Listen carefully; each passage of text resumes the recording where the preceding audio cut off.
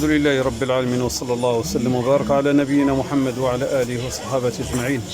أما بعد، الوقفة إن شاء الله تعالى كانت عامة على جبر الضرر.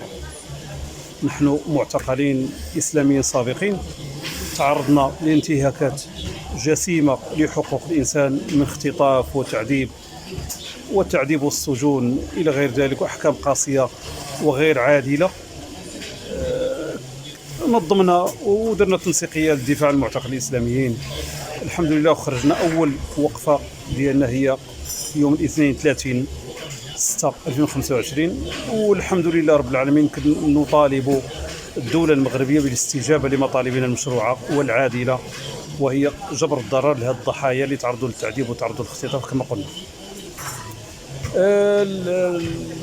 المسار ديالنا او المستقبليه ديالنا ان شاء الله تعالى غندقوا ابواب عده ان شاء الله ديال حقوقيين ان شاء الله تعالى، واحزاب سياسيه ان شاء الله تعالى باذن الله عز وجل.